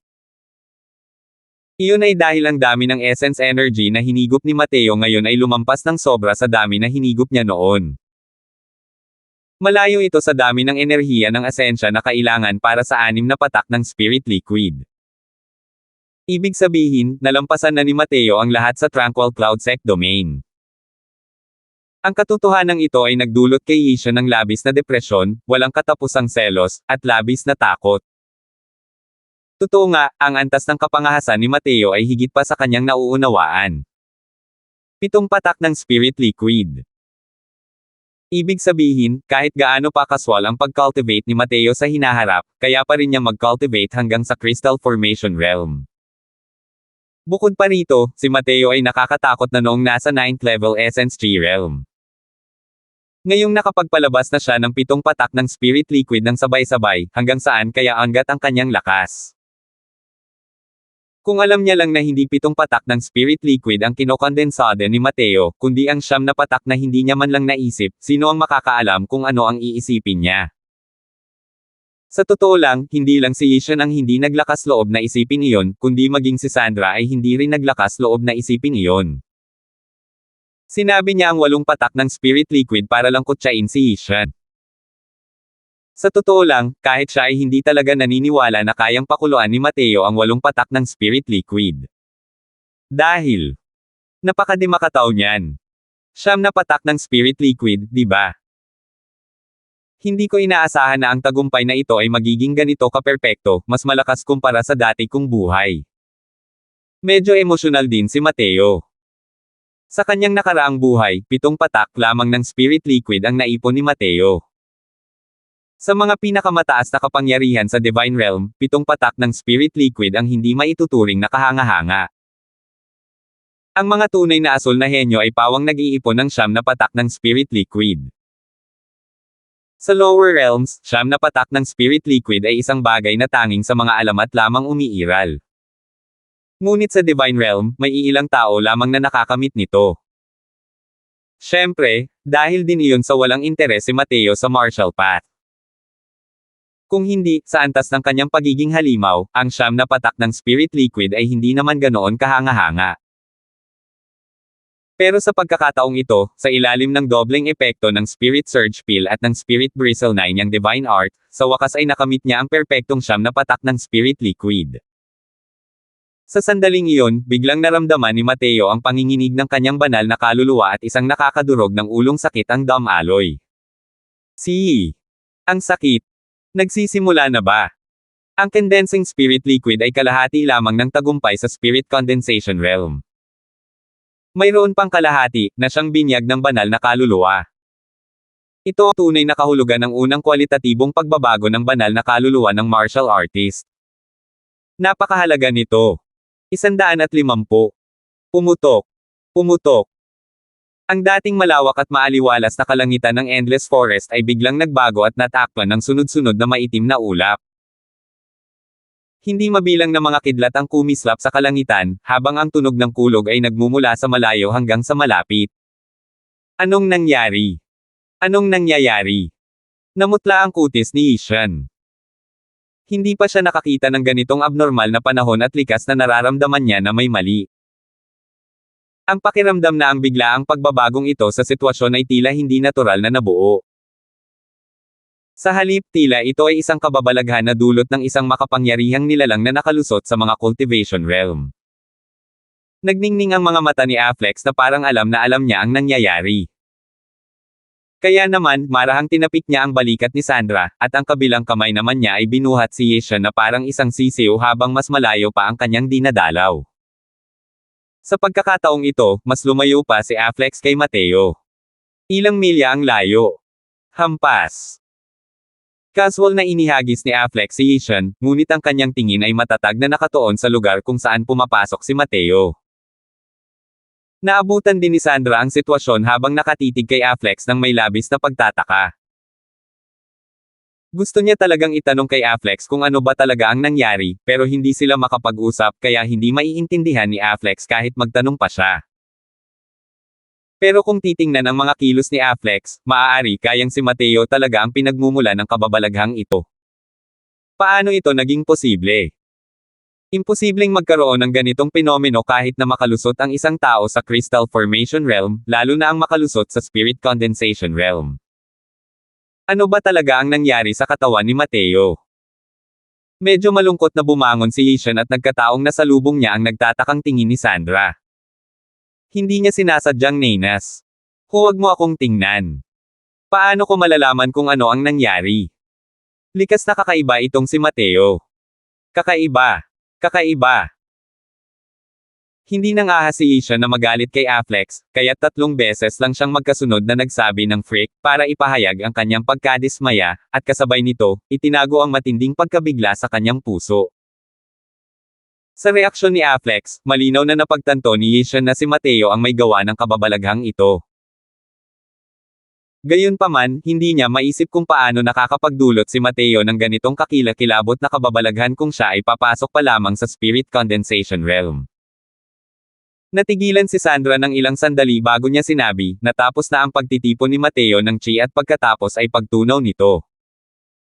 Ngayon, dapat itong maging pagbabago ng banal na kaluluwa. Ngunit ang pagbabago ba ng banal na kaluluwa ay magdudulot ng ganitong kababalaghan? Maaari kayang dahil ito sa pagpapalabo niya ng 7 patak ng spirit liquid. Sabi ko na nga ba hindi ko alam.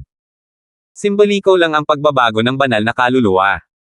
Paano ito maaaring magdulot ng ganitong pangyayari? Galit na sabi ni Yishan. Matagal na pinag-isipan ito ni Sandra at hindi rin siya makaisip ng paliwanag. Ang tanging nagawa niya lang ay ang pagmamasid ng mabuti sa mga galaw ni Mateo. Samantala, mahigit 10,000 milya ang layo, sa Tranquil Cloud Sect, isang matandang lalaki na puno ng malasage na tindig ang lumabas mula sa kanyang pag-iisa at tiningnan ang kababalaghan sa malayo ng may seryosong ekspresyon. Tapos na sa Endless Forest. Anong nangyari? Maaari kayang may isa pang tier 4 na demonic beast na ipanganak. Pero hindi rin posible para sa tier 4 na demonic beast na magdulot ng ganitong kababalaghan. Sa kaibuturan ng walang hanggang kagubatan, isang matandang lalaki na balat at buto na lamang ang tumingin sa kababalaghang tumataas sa kalangitan ng may katulad na seryosong ekspresyon. Sinong matandang demonyo ang nakalusot? Hindi ka panipaniwala ang ganitong antas ng kababalaghan. Mas mabuting lumayo ako sa kanya. Dahil nakalusot ako sa Endless Forest, hindi ba natatakot ang lalaking ito na magalit ang matandang demonyong iyon?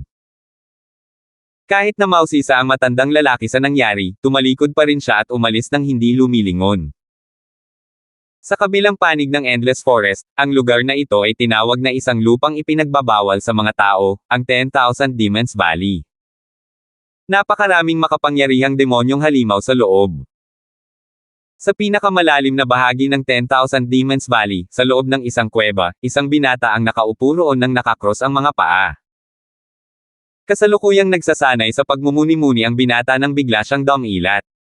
Bulong niya sa sarili, aura iyon ng isang tao. Hindi ko akalain na ang isang nilalang na sumusuway sa langit ay muling lumitaw sa mga tao. Nakakalungkot. Nasa pinakamtinding sitwasyon din ako ngayon.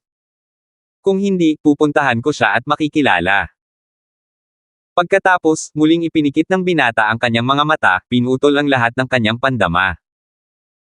Sa sandaling iyon, hindi mabilang na mga amo sa walang hanggang mundo ang nagulat sa kababalaghang dulot ni Mateo. Kahit gaano pa nila isipin, hindi nila lubos maisip na ang ganitong antas ng kababalaghan ay sanhi ng isang maliit at maliit na spirit condensation realm. Gayunpaman, hindi maganda ang kasalukuyang kondisyon ng katawan ni Mateo. Bakit ba ang sakit ng pagbabago ng banal na kaluluwa sa spirit condensation realm? Kasalukuyang nakararanas si Mateo ng sakit na nakakabasag ng ulo, ang kanyang banal na kaluluwa ay parang hinihiwa-hiwalay, na nagpapaisip sa kanya na sana ay patay na siya. May karanasan na si Mateo sa pagtahak sa Spirit Condensation Realm, kaya syempre alam niya kung tungkol saan ang banal na pagbabago ng kaluluwa ng Spirit Condensation Realm. Ngunit ngayon, ang ganitong uri ng paghihirap ay higit na nalampasan ang kanyang karanasan. Arg! Sa wakas ay hindi na nakatiis si Mateo. Napahawak siya sa sarili niyang ulo at nagsimulang gumulong-gulong sa lupa sa sakit.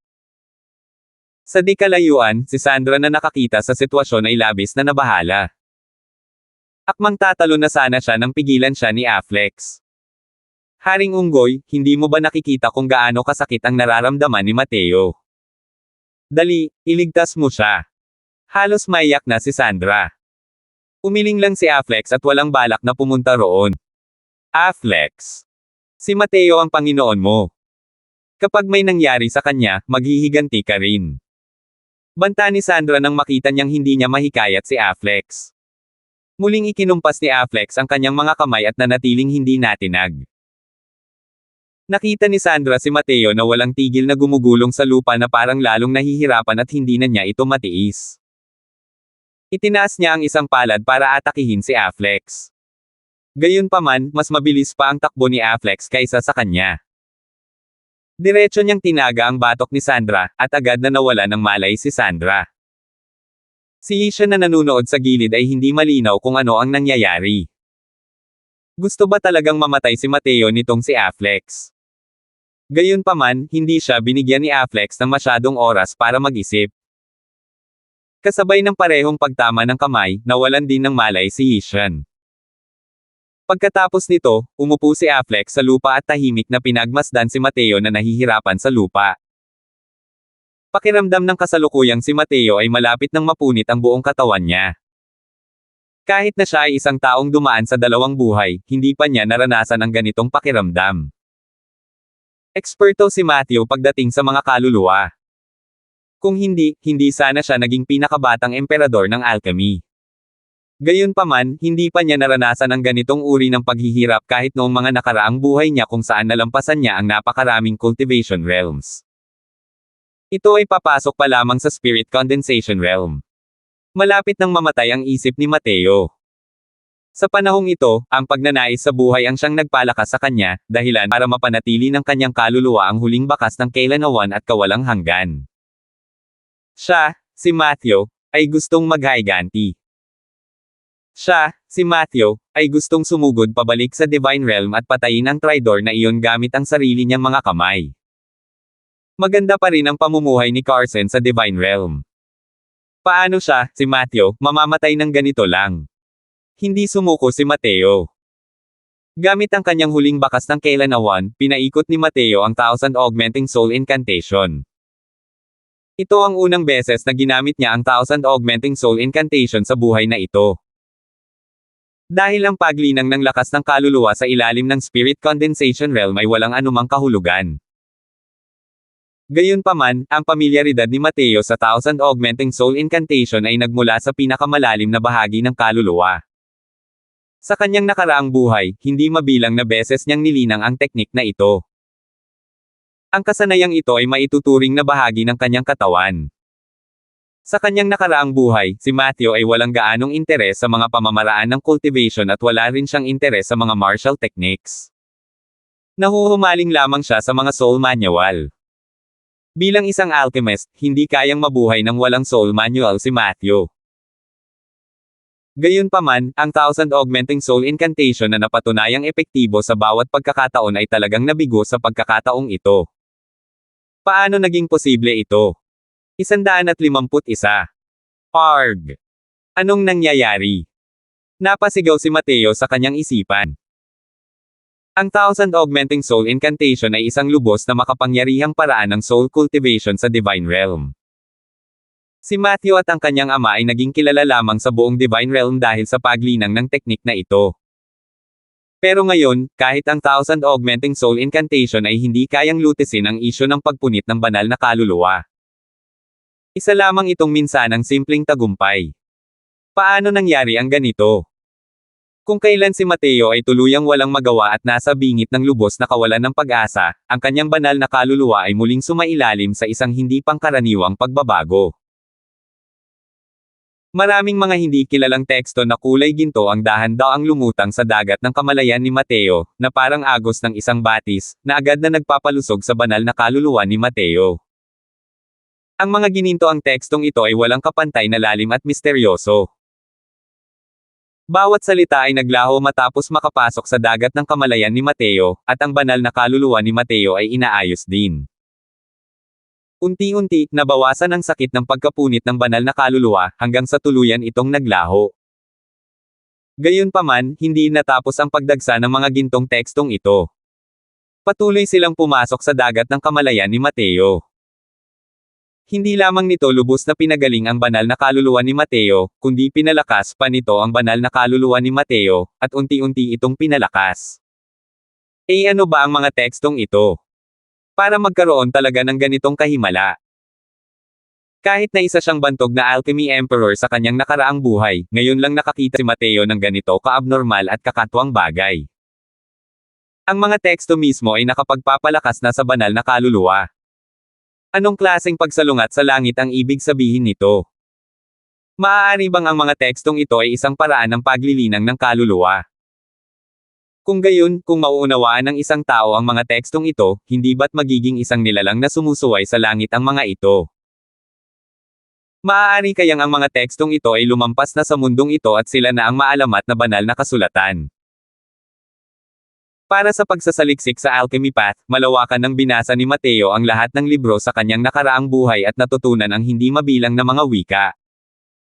Pero hindi niya talaga makilala ang alinman sa mga gininto ang salitang ito. Saan nanggaling ang mga salitang ito? Bakit kaya ito pumasok sa dagat ng aking kamalayan? Kasalukuyang puno ng pagdududa at tanong si Mateo.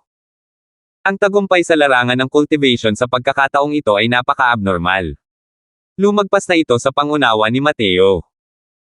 Hindi na nasasaktan ang banal na kaluluwa ni Mateo, ngunit sa kanyang pagkadismaya, natuklasan niya na wala na siyang magagawa.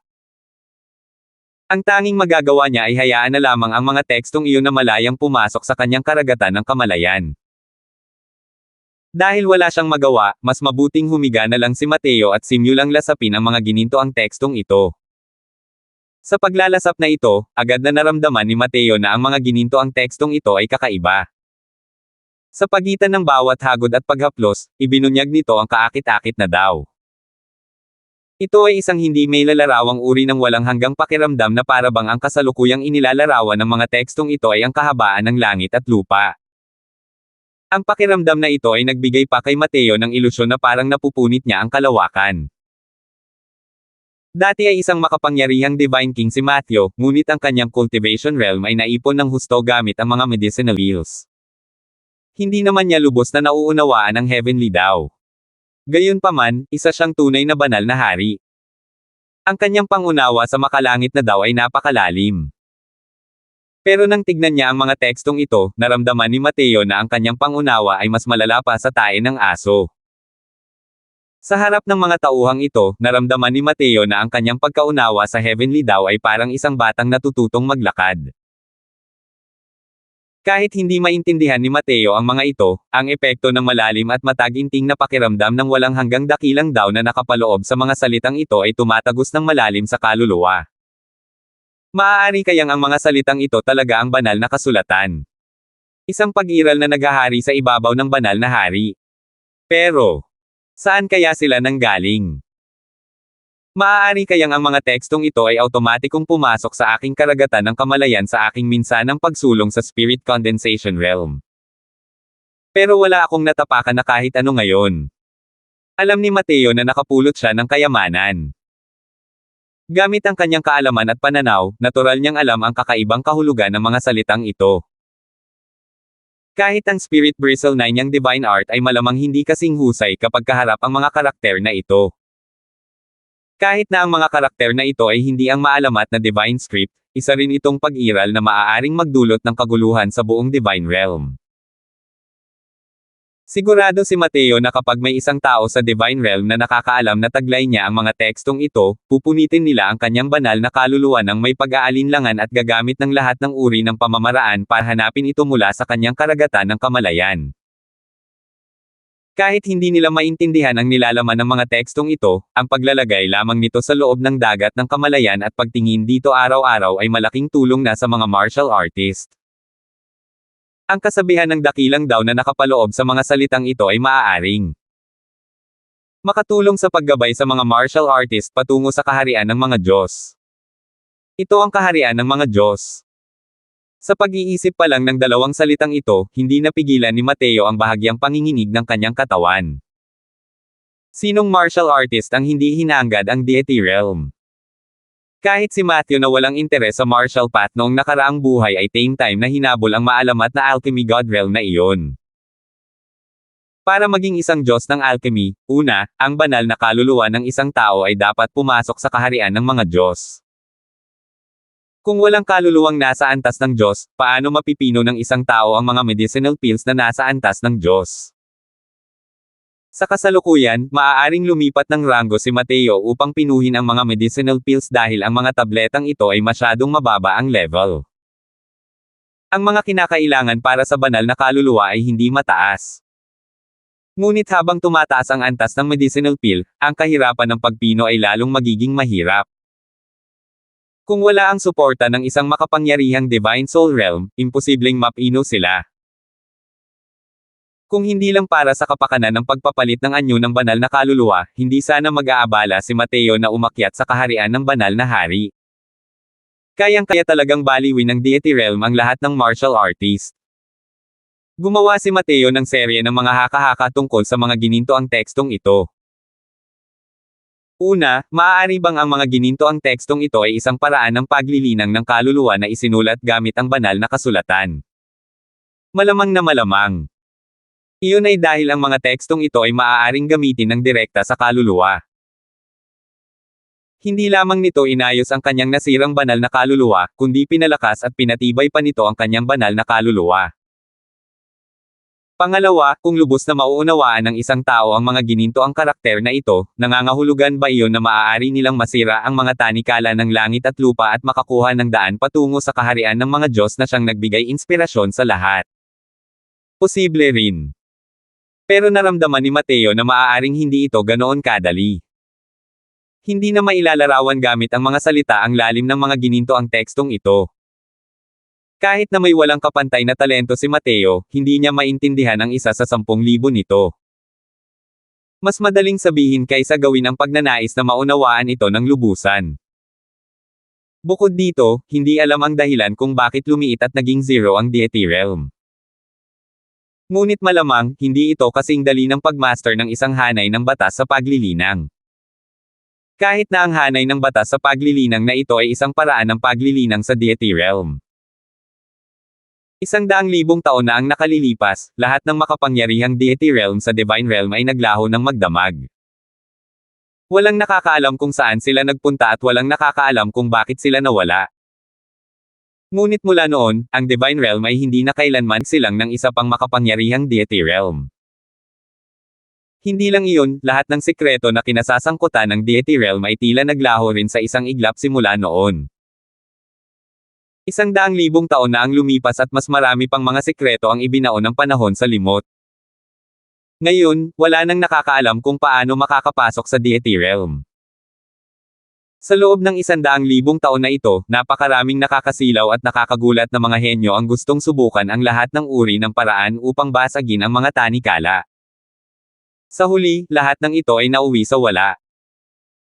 Mayroon pang ang ilang walang kapantay na makapangyarihang mga manlalaro na bumagsak sa kalagitnaan, na nag-iwan ng walang katapusang panghihinayang. Si Matthew ay dating pinuri bilang ang henyong figure na malamang na maging isang Diyos ng alchemy. Ngunit kahit na iyon ay papuri lamang ng lahat, o marahil ay pagpapatibay ng lahat sa kanya. Dahil walang sino man ang tunay na nakaramdam na kaya niyang tunay na makarating sa kaharian ng alchemy god. Iyon ay dahil ito ay 100,000 taong kadena. Walang sino man ang makakapaghiwalay nito. Habang lumilipad ang imahinasyon ni Mateo, ang piraso ng mga ginintoang teksto ay tuluyan ng pumasok sa dagat ng kamalayan ni Mateo. Nang makahinga ng maluwag si Mateo, parang nabigla siya ng kidlat sa buong pagkatao niya. Nanginig din ang kanyang banal na kaluluwa habang nagsimulang umagos ang mga luha niya. Salamat po at sinamahan ninyo ako, ingat lagi mga master.